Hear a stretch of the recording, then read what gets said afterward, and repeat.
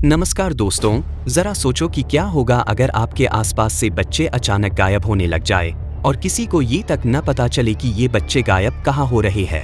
आज हम एक ऐसे ही मामले के बारे में बात करने जा रहे हैं जिसने न सिर्फ पुलिस और प्रशासन की विफलताओं को उजागर किया बल्कि समाज और न्याय व्यवस्था पर भी गंभीर सवाल उठाए हैं। इस वीडियो को ध्यान से देखना और लास्ट तक जरूर देखना, क्योंकि ये कहानी सिर्फ एक अपराध की ही नहीं बल्कि हमारे समाज में छिपे भय और घिनौनी सच्चाई की है। इस केस से आपको बहुत कुछ सीखने को मिलने वाला है। तो चलिए शुरू करते हैं इस खौफनाक कहानी को। दिल्ली से करीब 20 किलोमीटर दूर नोएडा के सेक्टर 31 में एक गांव है, निठारी।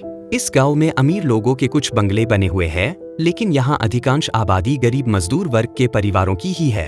ये परिवार बाहर से पलायन कर आए और आकर निठारी में बस गए हैं। इनका जीवन यापन दिल्ली और नोएडा में छोटे मोटे दैनिक काम करके चलता है। साल 2006 के जनवरी माह से निठारी में बच्चों के गायब होने का सिलसिला शुरू हुआ। पहले तो यह मामला हल्का नजर आया, लेकिन जैसे जैसे घटनाएं बढ़ीं, लोगों के मन में डर समाने लगा। मई 2006 तक करीब 10 से 12 बच्चे गायब हो चुके थे, लेकिन सबसे चौंकाने वाली घटना 7 मई को हुई जब पायल नाम की लड़की गायब हो गई। पायल की उम्र उस समय 20 साल थी। उसके पिता नंदलाल पुलिस के पास रिपोर्ट लिखवाने जाते हैं, लेकिन पुलिस रिपोर्ट लिखने से मना कर देती है। नंदलाल के बार बार कहने पर पुलिस से जवाब मिलता है कि तुम्हारी बेटी किसी दोस्त के साथ भाग गई होगी, कुछ दिनों में घर आ जाएगी। नंदलाल खामोश नहीं बैठते और खुद ही लड़की के बारे में जानकारी पता करने लग जाते हैं। साथ ही एक वकील की मदद से मामले को कोर्ट भी ले जाते हैं। उन्हें पता चलता है कि पायल गायब होने से पहले किसी रिक्शे से गई थी। वो उस रिक्शा वाले को ढूंढ लेता है और उससे पायल के बारे में जानकारी निकालता है। इधर नंदलाल की याचिका पर कोर्ट पुलिस को आदेश देती है कि इनकी रिपोर्ट दर्ज कर मामले की जांच की जाए। अब पुलिस FIR दर्ज कर मामले की जांच शुरू करती है। नंदलाल ने FIR में बताया कि पायल 7 मई को घर से रिक्शा लेकर निकलती है। रिक्शा निठारी गांव में कोठी D5 के बाहर रुकता है। पायल रिक्शे वाले से कहती कि आप यही रुको, मैं अंदर से आकर पैसे देती हूँ। रिक्शा वाला बाहर खड़ा पायल का इंतजार करता है। काफी देर हो जाने पर भी जब पायल बाहर नहीं आती है तो वो कोठी की डोरबेल बजाता है। अंदर से एक शख्स आता है। फिर रिक्शा वाला उसे बताता है कि जो लड़की अभी अंदर गई है वो मेरे रिक्शे से आई है और उसने मेरे पैसे नहीं दिए हैं। बोल रही थी कि अंदर से आकर पैसे देती हूँ। ये सुनकर वो शख्स कहता है कि वो लड़की तो चली गई है। रिक्शा वाला बोला, मैं तो यही खड़ा हूँ गेट के सामने, मेरे सामने तो यहाँ से कोई बाहर नहीं निकला। शख्स कहता है कि वो यहाँ से चली गई है, अब तुम भी जाओ, यहाँ खड़े मत रहो।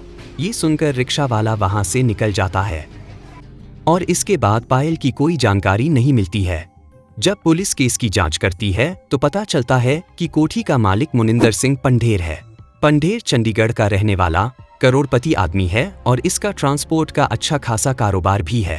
और जिस शख्स ने रिक्शा वाले को झूठ बोलकर भगा दिया था उसका नाम सुरेंद्र कोली है।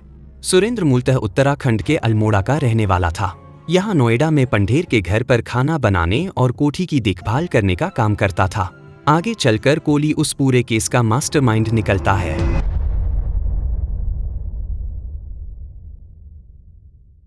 वही कोठी का मालिक पंढेर चंडीगढ़ में रहता था और यहाँ महीने 2 महीने में आया जाया करता था। और वो जब भी यहाँ आता तो कॉल गर्ल्स को बुलाया करता था। यहाँ लड़कियों के आने जाने का सिलसिला चलता रहता था। पुलिस ने 30 दिसंबर को इस कोठी पर दबिश दी। पुलिस को कोठी के अंदर कुछ भी संदिग्ध नहीं मिला। कोठी के पीछे एक नाला है और जब पुलिस ने नाले की सर्चिंग की तो उन्हें ब्लैक कलर की भरी हुई पॉलीथीन का ढेर नजर आया। जैसे ही इन पॉलीथीन्स को खोला गया तो सब देखकर दंग रह गए। इनके अंदर से इंसानी जिस्म के टुकड़े निकल रहे थे और ये गायब हुए बच्चों के शरीर के टुकड़े ही थे। इन पॉलीथीन से करीब 17 सर बरामद हुए। तुरंत इन सभी को फोरेंसिक जांच के लिए भेज दिया गया। ये खबर पूरे देश में सनसनीखेज तरीके से फैल गई। पंढेर और कोली को पुलिस ने हिरासत में ले लिया और पूछताछ शुरू कर दी। शुरुआती पूछताछ में दोनों ने कोई भी खुलासा नहीं किया। इधर पुलिस इस घटना को मानव अंगों की तस्करी के एंगल से भी जांच कर रही थी, लेकिन उन्हें समझ आ गया था कि ये मामला तस्करी का नहीं है, क्योंकि जिन अंगों की तस्करी की जा सकती है वे सभी अंग पॉलीथीन में पाए गए थे। पुलिस ने जब सख्ती से पूछताछ की तो पंढेर ने बताया कि वो जब यहाँ आता था तो कॉल गर्ल्स को बुलाया करता था। एक बार जब एक दलाल ने लड़की नहीं भेजी तो वह बहुत बेचैन हो गया और उसने ये बात कोली को बताई। तब कोली ने उसके लिए पहली बार किसी लड़की को बुलाया था। पंढेर ने कहा, मैं अय्याशी जरूर करता था पर मैंने कभी किसी का कत्ल नहीं किया है और न ही कभी किसी बच्चे का शोषण किया है।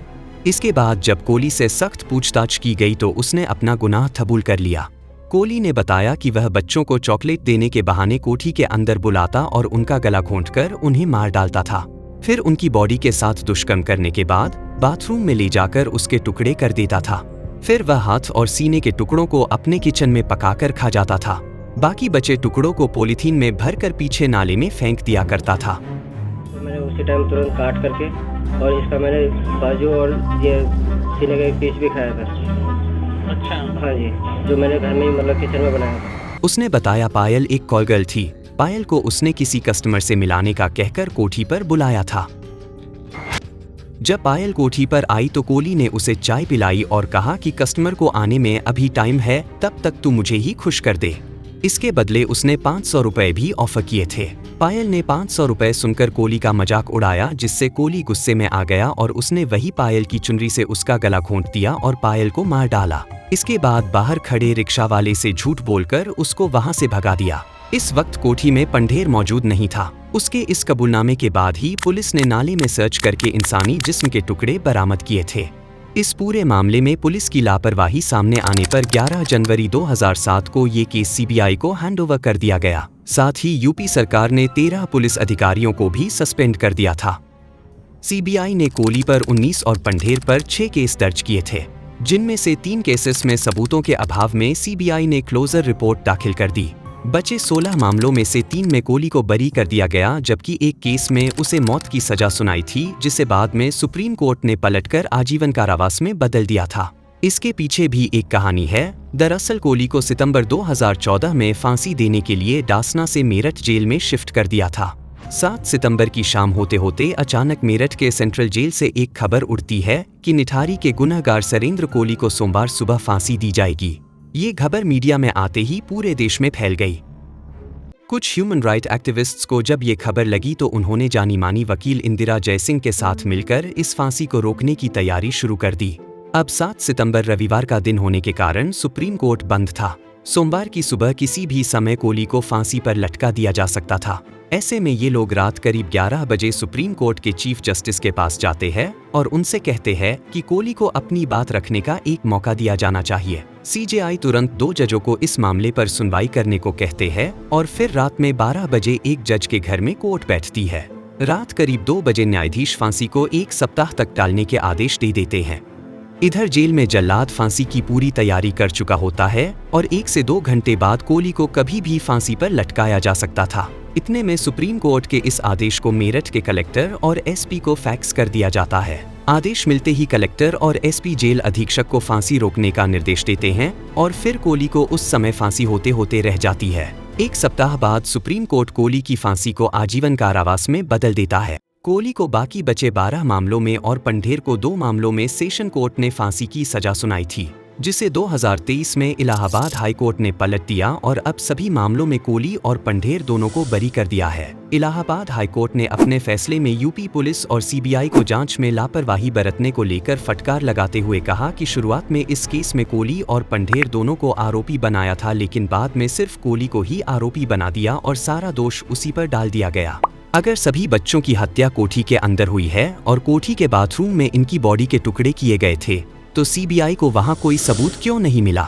इतना सब करने में सीबीआई को वहां खून के धब्बे या हड्डियों के टुकड़े कुछ तो जरूर मिलते। यहाँ सीबीआई ने सभी सबूत कोठी के बाहर के पेश किए हैं, कोठी के अंदर का एक भी सबूत नहीं जुटा पाई। कोर्ट ने आगे कहा कि निठारी कांड में अभियोजन पक्ष 4 मामलों में पूरी तरह विफल रहा है। पहला, कंकाल बरामदगी में कानूनी प्रक्रिया को नहीं अपनाया गया। दूसरा, गिरफ्तारी, बरामदगी और बयानों में बहुत से इंपॉर्टेंट पॉइंट्स मिसिंग थे। तीसरा, आरोपियों की मेडिकल जांच नहीं करवाई गई और चौथा, पुलिस ने आरोपी को गिरफ्तार करने के 60 दिन तक कोई बयान ही दर्ज नहीं किए गए। ऐसे में पंढेर और कोली को बरी करार दे दिया जाता है। अब सीबीआई ने हाईकोर्ट के इस फैसले को सुप्रीम कोर्ट में चुनौती दी है। सुप्रीम कोर्ट से इस मामले पर अभी फैसला आना बाकी है। दोस्तों, ये पूरी कहानी थी निठारी के जघन्य अपराध की। इस केस में अगर कोई हीरो हैं तो वो नंदलाल जी है। उन्होंने हिम्मत नहीं हारी और अपनी बेटी को न्याय दिलाने के लिए वे पुलिस और पंढेर जैसे करोड़पति अय्याश के खिलाफ लड़ते रहे। अगर नंदलाल पीछे हट जाते तो पता नहीं और कितने ही मासूम इन हैवानों की हैवानियत का शिकार होते। अब अगर वीडियो पसंद आया हो तो वीडियो को लाइक करें और हमारे चैनल को सब्सक्राइब करना न भूलें। जल्द ही मिलते हैं ऐसे ही किसी और कहानी के साथ।